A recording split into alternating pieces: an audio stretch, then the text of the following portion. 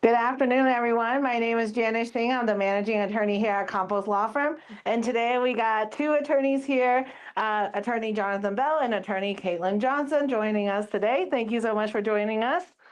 Bienvenidos. Thank you for having us. Awesome. So today we're going to talk a little bit about immigration updates and as well as this thing called habeas corpus that everyone should know, especially if you have loved ones that is going through the immigration process. So Jonathan, tell us a little bit more about, what's been going on in immigration court. If someone is detained, what do you do to try to get them out of custody? Absolutely. So if someone is detained and they are not under some sort of mandatory detention, they should be eligible for bond.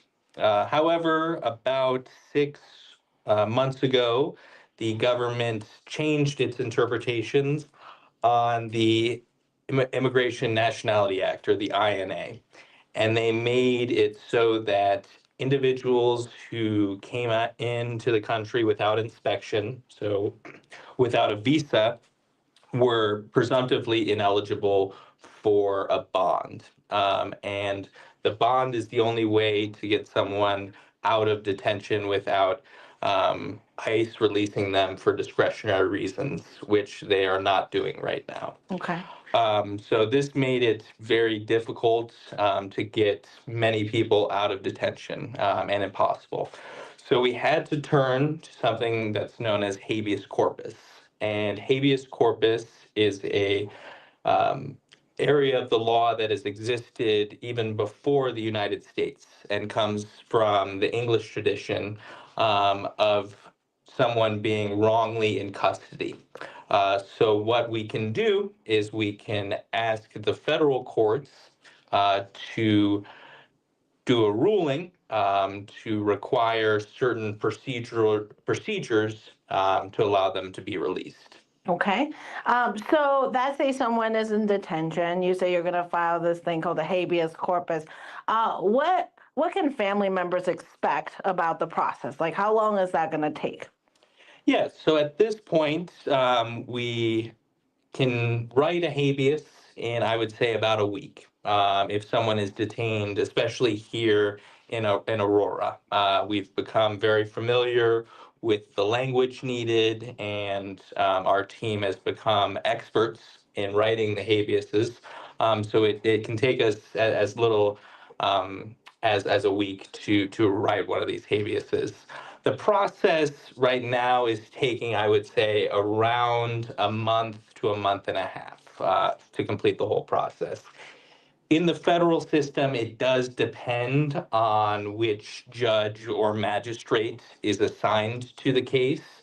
Um, Different judges and different magistrates have different schedules and briefing schedules.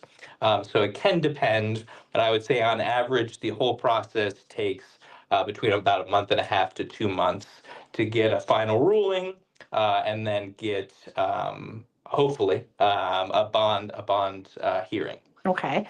And we get a lot of clients, they'll ask us, you know, if you file this habeas, what is the likelihood of, the client getting out of custody? Well, I would say that right now, we've been having a lot of success with getting the habeases granted, right? We have been successful in all of our habeases, which has been great. But being granted a habeas is not a guarantee that someone will be released. It only guarantees a bond hearing. And right now, the courts are setting much higher bonds than they have historically.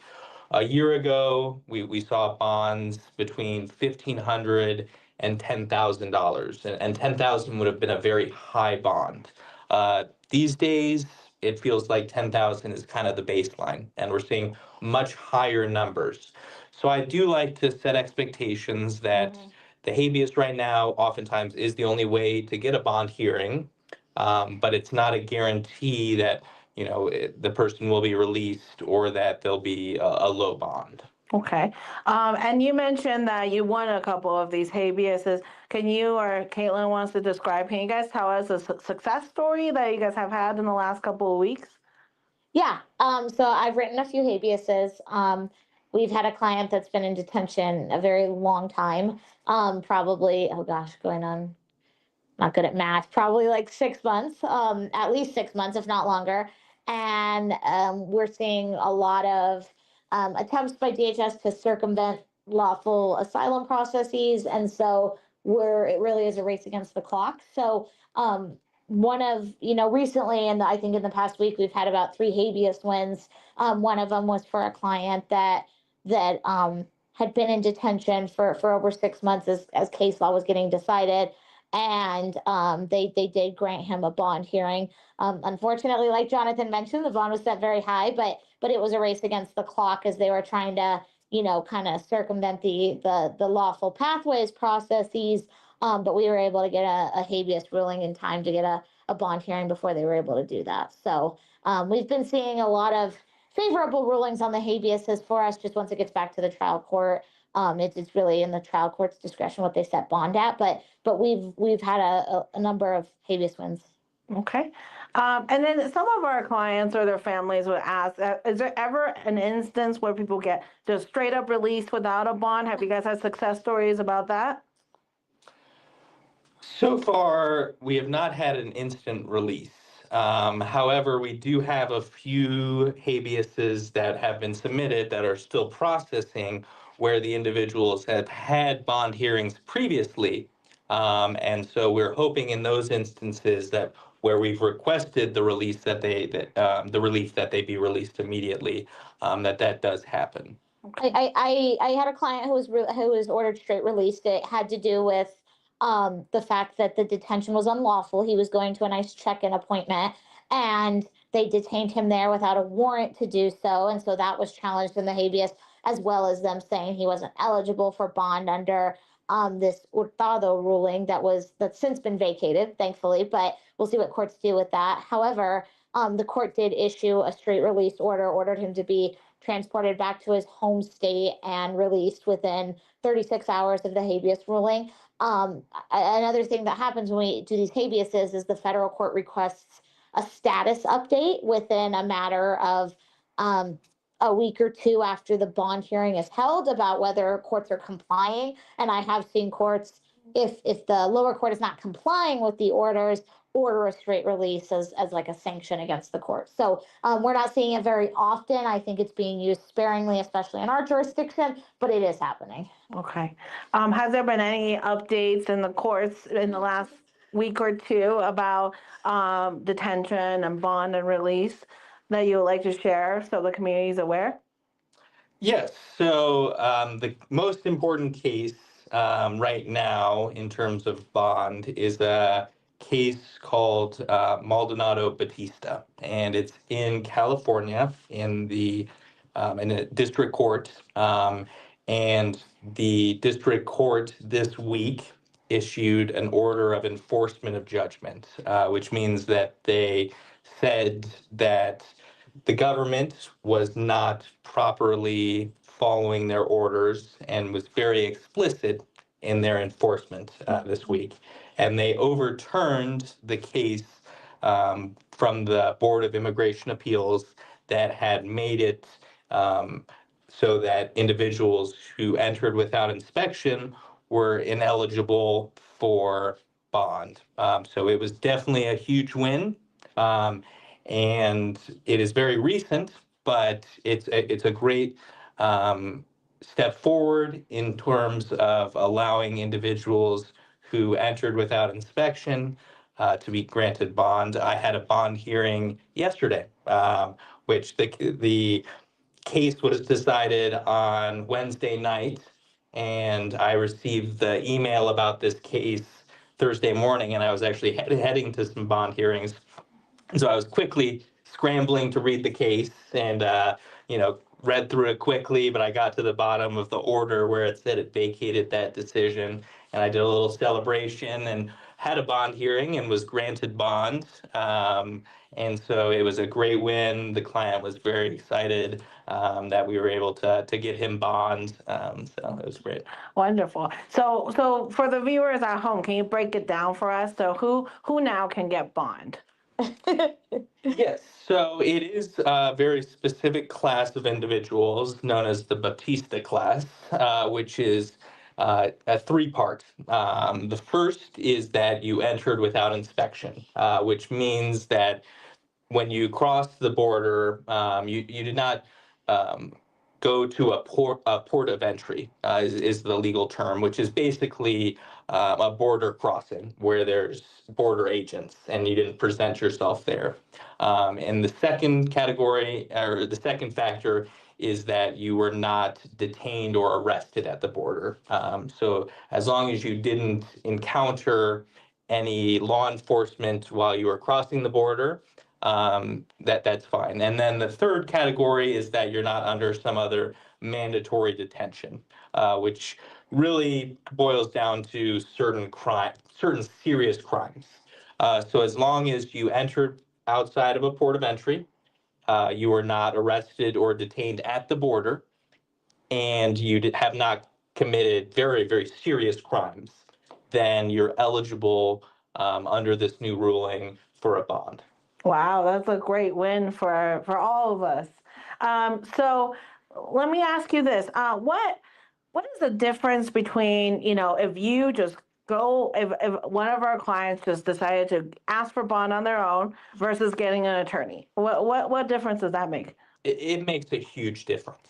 To get bond, you need to submit evidence.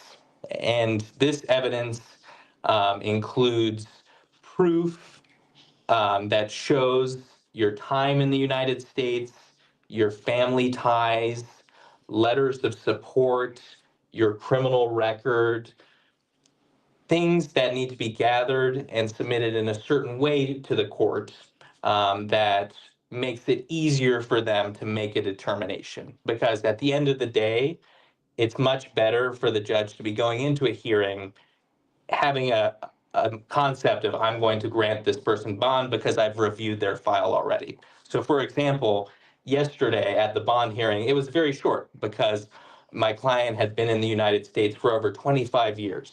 They had a US citizen child. They had a clear record of employment is another thing that we submit. They had no criminal record. We were able to submit their criminal history, which there was none. And so the hearing lasted maybe 5 minutes because the judge had already reviewed their file and already had made up their mind that she was going to grant bond that day. If you don't have a lawyer to submit the evidence, to submit a pre-hearing statement, it makes it much harder and potentially impossible for you to be granted bond if you're without a lawyer. I don't want to say it is impossible, but it just makes it much, much more difficult. And I have seen this time and time again where if someone is without a lawyer and they go into a bond hearing, they're just not prepared and they don't know how to answer the questions, how to prove the things, because this is an important point. At a bond hearing, it is the respondent's burden to prove that they are not a danger to the community and not a flight risk. So the burden is on the respondent. It's not on the government. So it's important to have someone on your side who's able to prove that. Okay. I think in line with that too, and I'm sorry to interrupt, but I think with all these new decisions that are being handed down, we're not seeing universal enforcement. So what one judge might do with the decision is different from what another judge might do. So the initial ruling in Maldonado Bautista, which is the case Jonathan mentioned, actually came down several months ago. What we were seeing DHS get creative with the argument that doesn't apply here, that's not binding on Colorado because it's a different jurisdiction. And some judges were buying that and some weren't. And so we're seeing a lot of resistance from these judges, in addition to what we suspect are internal directives to not set bond or to set very high bonds. And so lawyers can also advise you on, if you're detained, even though you might fall under this class, and many people do, maybe it's best to do a habeas as well, because once you get that federal order compelling the court to do it, we're seeing less resistance from the judges to follow that court order. And we're also seeing less likelihood of DHS appealing and staying the bond or preventing the person from being released because they simply just disagree with these decisions. And so I think it's also important to understand there that while these decisions are good for us, they're short-lived and it really is discretionary. And until we get rulings from higher authorities like a federal court on a habeas, sometimes clients are just stuck even though they shouldn't be. Yeah, that totally makes sense. And what kind of mistakes do you see clients make when they make a decision to go forward without an attorney, like especially the ones that are detained? What are the most common mistakes people make?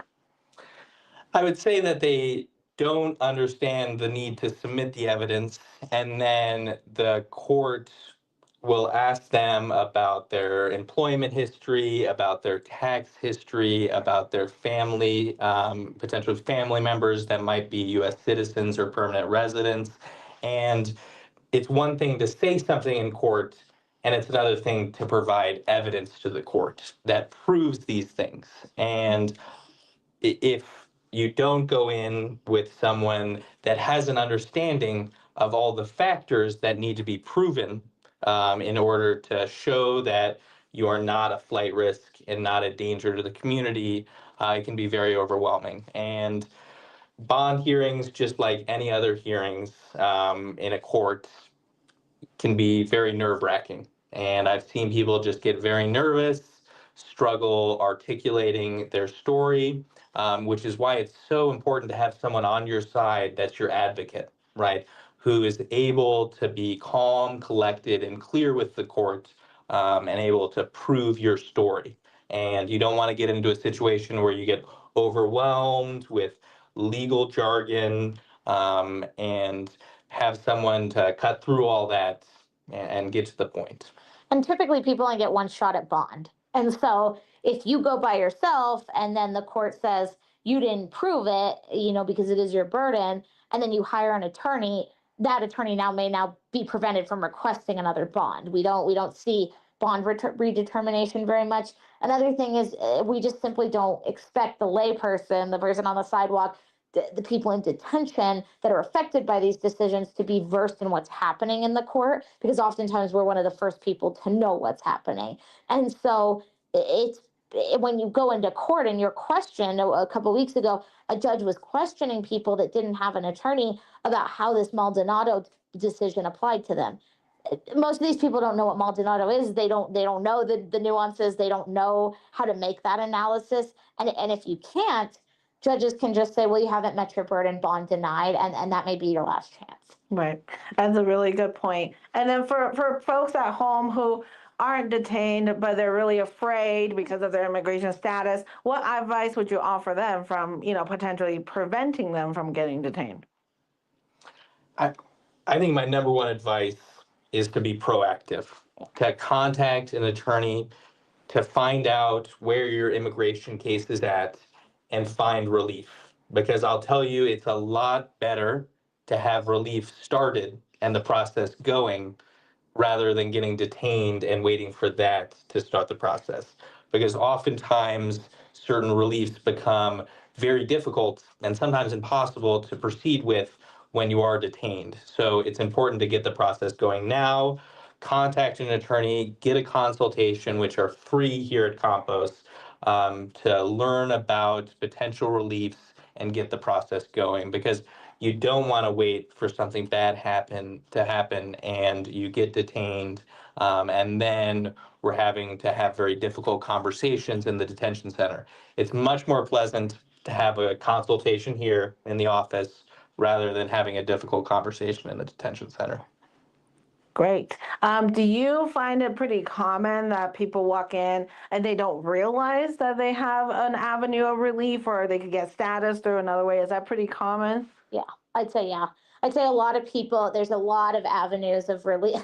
I'm still learning them all. There's a lot of avenues of relief in the immigration system, and there's some avenues that may apply to children that don't apply to the parents, or some avenues that may apply to a parent or an uncle because of a derivative relative that may not apply to their subsequent children. And so I think not only do people not understand the nuances of these avenues, the complexities, but I think also what we're seeing is we're seeing some of these avenues being taken away by DHS, being taken away by these executive orders.